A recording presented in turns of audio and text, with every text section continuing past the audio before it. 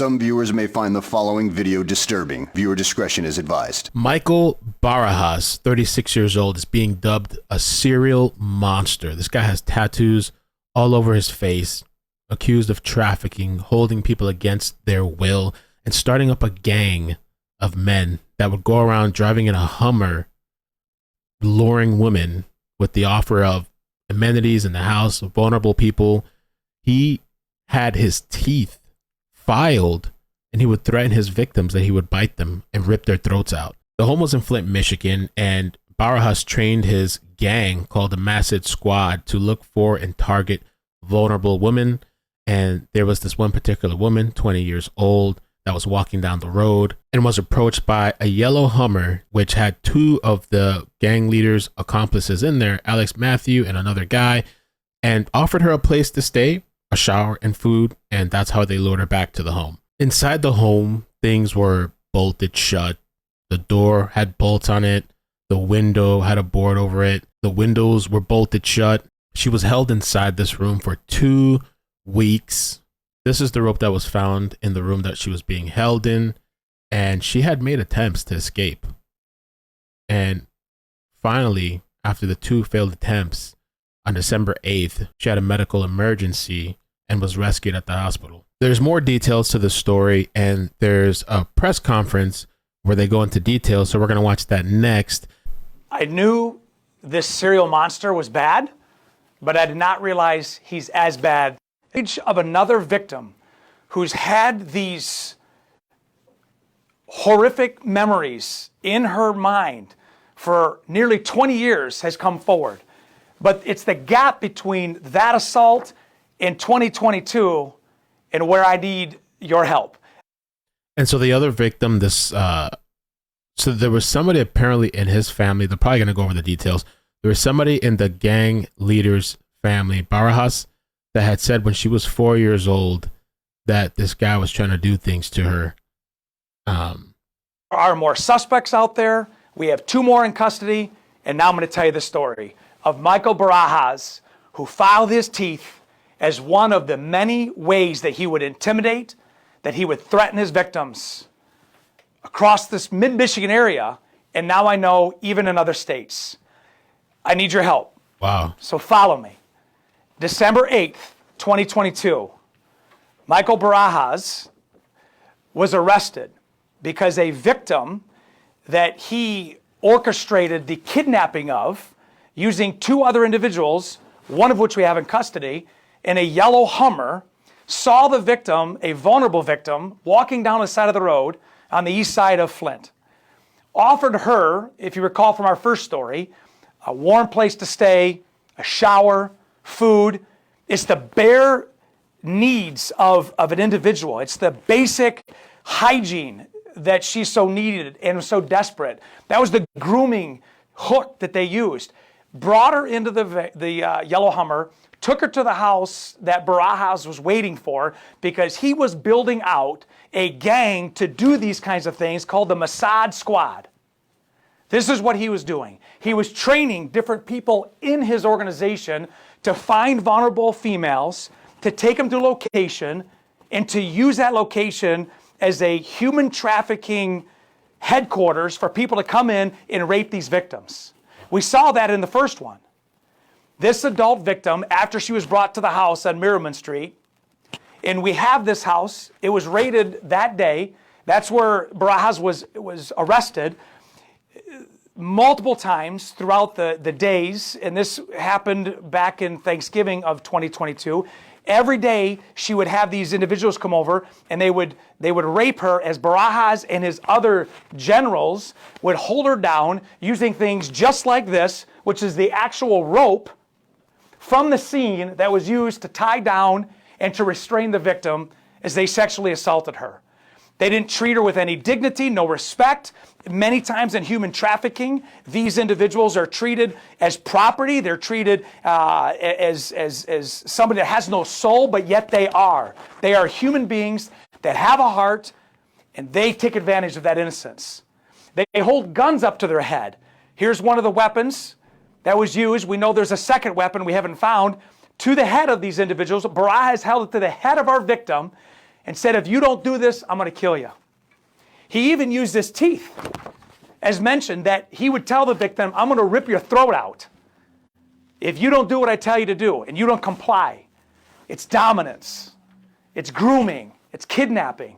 And for the 3 weeks that she was picked up on Thanksgiving era until the time that we were able to rescue her, she tried to escape 2 other times. The first time, she ran out the front door because the doors were barricaded with locks.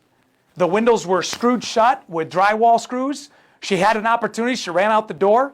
And as she was running down the street, they fired a round at her. They tackled her. She actually stabbed Barajas at one point, dragged. And when I was reading this, I'm thinking like, what is going on in that neighborhood? Nobody heard this. Nobody reported this. And then when you hear about the other attempt, when she escaped, this guy literally shoots at her.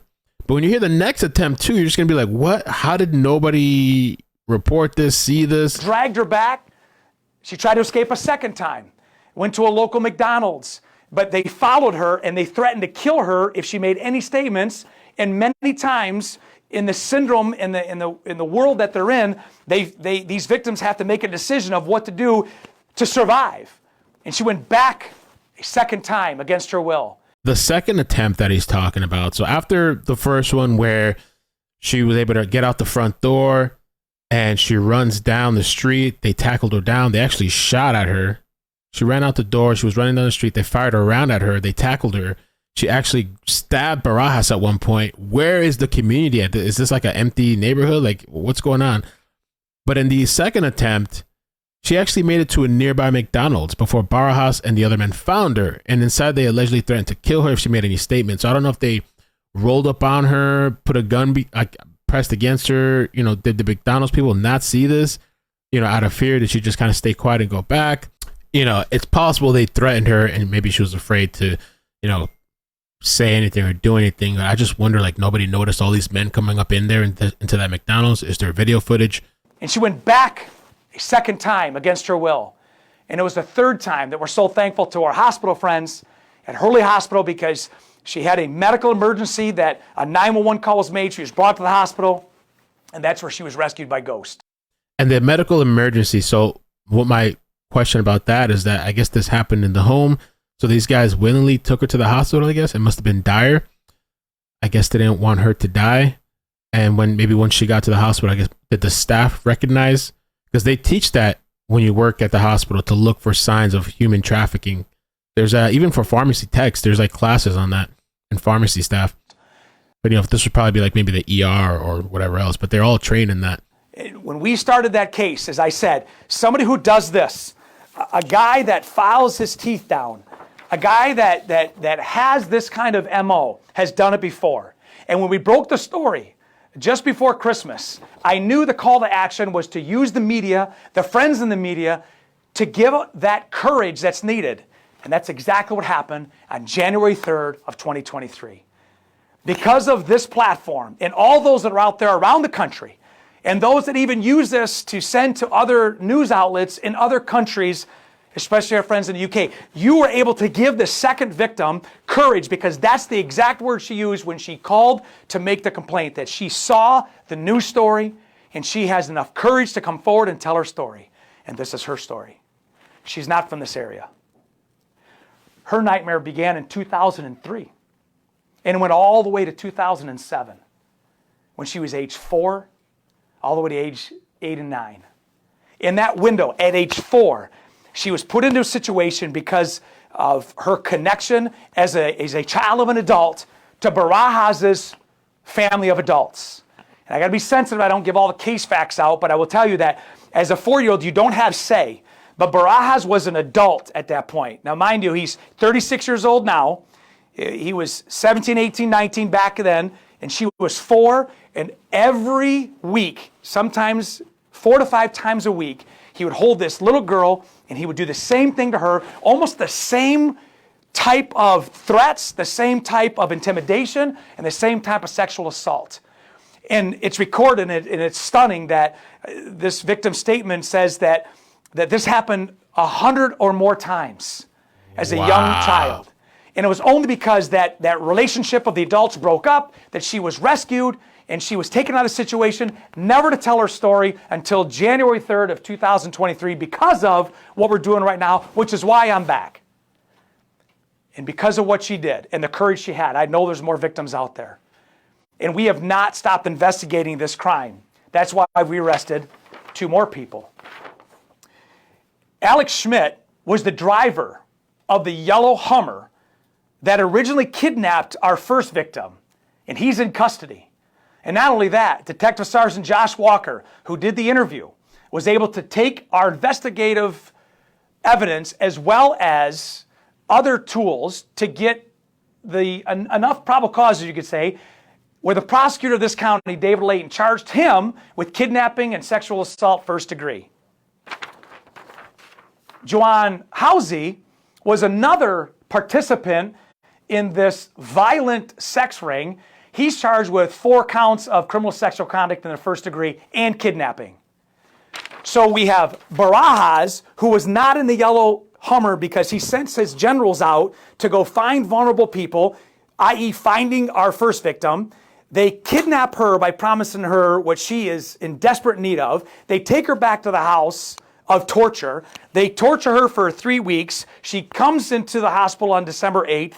We get him in custody, and because of that investigation, 2 more in custody, but there's 2 more outstanding. The first one, we don't have a picture of. His street name goes by Lil Ryan, L-I-L Ryan. If you know who this cat is, you call 911 and let law enforcement do our part to go track him down. That's the only information I know, is Lil Ryan, L-I-L-R-A-Y-N. Lil Ryan. But this is another suspect. His name is Cody Loher, L-O-H-R-E-R. We need to find him. He's got information that is critical to this case. He's got information that I know as an active participant. He is, at this point, since there's no formal charges, he is a individual of interest, but we're going to find him. And we're going to find Lil Ryan as well. And when we have this case and we show you the different types of tools that were used, the rope to tie her down and the gun that's used, 1 of 2, to point and put in her head and make sure that she follows through. We don't have the pacifier that Barajas used that they made her suck on when they said, call us daddy while we do this. That's the mentality. I know this is hard material. I know this is harsh, but we have to be real on this because this is. So yeah, so I was reading that this supposedly would make her suck on a pacifier. Was saying that what human trafficking is, not only in the state of Michigan, but around the country and around the world, is there is a group of individuals that they see male and female victims, young and old, as property, as assets. It is the sex slavery industry, and that's what Barajas did. He used his intimidation. He filed his teeth to be more intimidating in order to get these victims in. And I know there's more. Here's why I know there's more. Because our second victim, the young one, they're an adult now. This is 2023. Her torture and her nightmare ended in 2007. So from 2007 to 2022, when we got in, how many other victims are along that timeline? And that's why we need the media, the friends that are out there. If you know somebody had any interaction with Michael Barajas, he did not stop. He doesn't stop. That's why he's a serial monster. Rarely do I ever give an adjective, a name to somebody like this, but when you look at this and you see the statements that are given and what he provides, this is exactly what happens. He did not stop targeting his victims.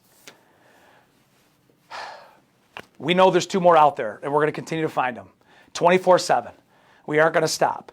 But again, if you out there have been a victim of Barajas or any of these individuals we've shown, or a victim of any other case, even if it's not Genesee County, I promise you, Ghost in this office, we will give you your voice, like we've said. We will give you a time to come forward.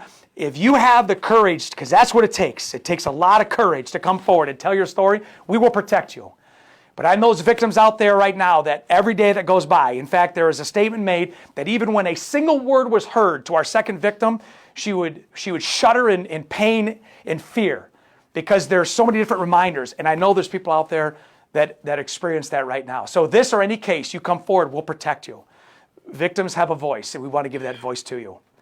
That's where we are right now with this case. Michael Barajas, Schmidt, and Housey are all in custody as we speak in the jail. We have 2 more outstanding. The Detective Bureau and the Ghost team are working as we speak. We're going to continue to give you updates, but now I'm going to open up for your questions. If I can answer them, I'm going to answer them. James Felton, Channel 5. Where was this victim from? If you can't give me a specific location, can you narrow it down as much as possible? So it's the Center and Davison Road here in Flint, Michigan, is when the original assault took place, but she is no longer in the state of Michigan. She's out of state, and she's an adult. Yes, sir. Can you talk about this area, this I-69 corridor that has been, it's drug trafficking, it's human trafficking, it's I-75, I-69 has been that really hotbed in our state for this. And obviously on the heels of, we're going to commemorate Human Trafficking Day. That's right. Tomorrow. Talk about that. So it's ironic that this month is National Human Trafficking Awareness Month, and the Ghost team that was formed in 2018 is now operations in 43 counties throughout the state of Michigan, 7 states throughout the country, including our friends in Las Vegas Metro PD, Florida, Minnesota. But the question is from mid-Michigan now, that 69, 75, 23 corridor. Genesee County is unique. It's got a metroplex of expressways that allows the transportation of individuals. See, what we don't know is all those individuals that came to the house that Barajas held her captive, they're just as guilty as human traffickers because they're consumers of somebody being trafficked. And that's why what you're talking about is the mobility, and that's why we do operations across the state, because traffickers and consumers travel.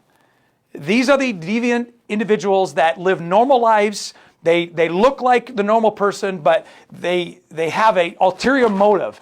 And based on all of our arrests, over 175 predator arrests in this office alone, these folks are 9 times out of 10 never involved in any law enforcement contact. They work and live among us. They're in our families, but yet they find people like Barajas and they link up in the dark web, which is the layer below what we normally use as an everyday business, because this is a trade. That's why human trafficking is the second biggest enterprise, but it's the fastest growing criminal enterprise in the world behind drug trafficking.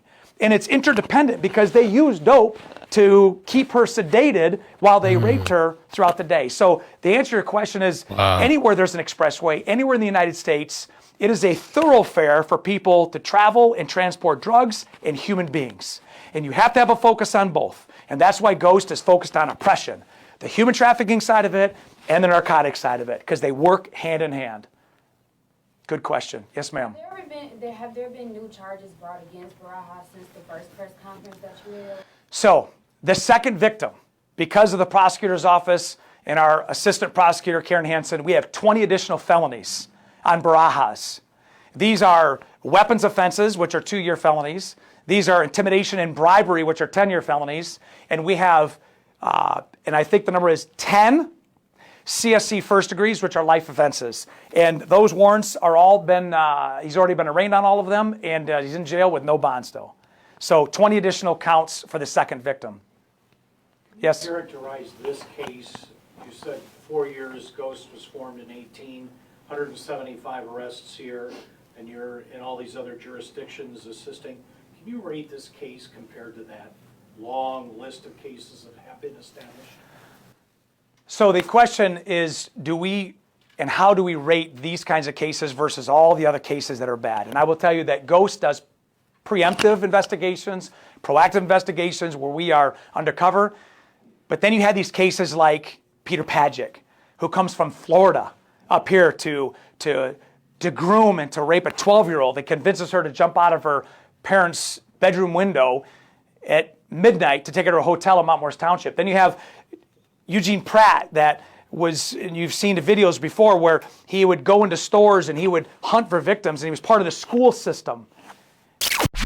And what we found was stunning. The video was a surprise to police and the management of this Goodwill store in Burton, Genesee County, who were not with the store 3 years ago when investigators say former Flint area teacher Eugene Pratt followed an unidentified young male through the store and over toward the fitting rooms. Police say Pratt eventually masturbates.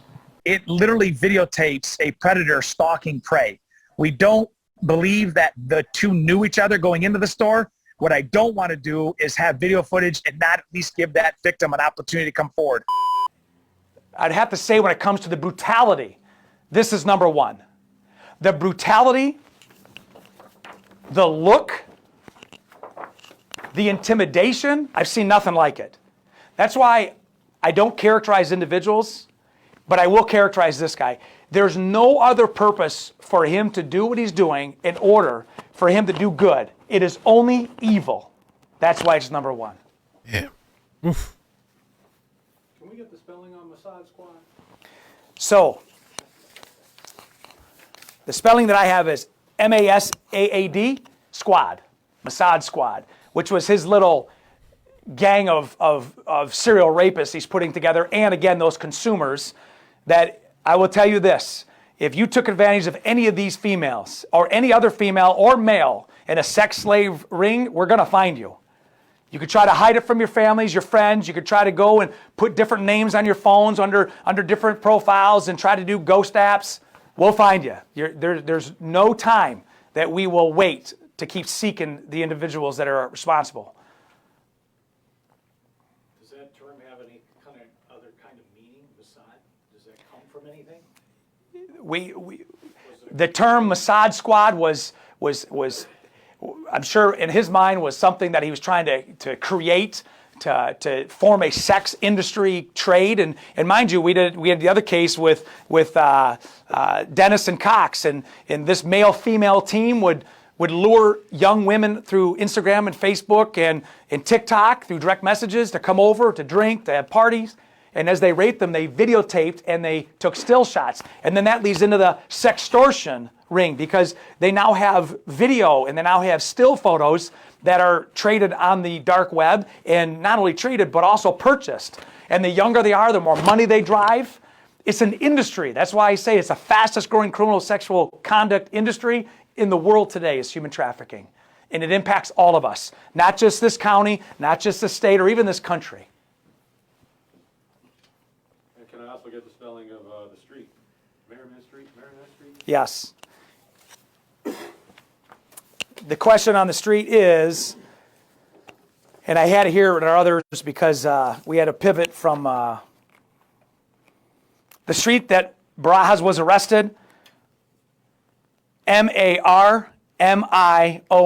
in Flint, Center and Davison area. All of it's kind of interconnected. When we hit the second house, that was a house that was located on the street of Virginia, which is just all in that same area. That's where he arrested Jawan Housey and Schmidt.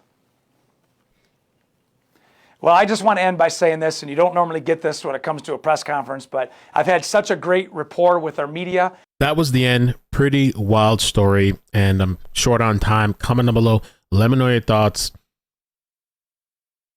I mean, what a creepy house, and that this guy was building up, and that, well, this stuff happens. It's happening, this trafficking stuff, but then this guy building up a crew of men and doing this and drugging women and holding them against their will and doing all these horrible acts. And then even the fact, or the allegation that he had did this to this 4-year-old, that's like somebody in the family, and the time gap, who knows how many other people there could be, and that there's other people out there still on the loose. The thing with his teeth, filing his teeth, that multiple males are okay with this, doing this to somebody, nobody reporting it, they're just in on this. And maybe the Johns coming through as well. Like this guy was saying, all these people are culpable. It's disgusting. And just more, I don't know, PSA, cautionary tale for women and men, but women, you know, these people out there offering help on the streets, luring people into this trap of a house. And then even when you're running out and escaping, you're still getting pulled back in. Take care of yourselves. Hit the like button, subscribe, turn on bell notifications. Peace. Bloop, bloop.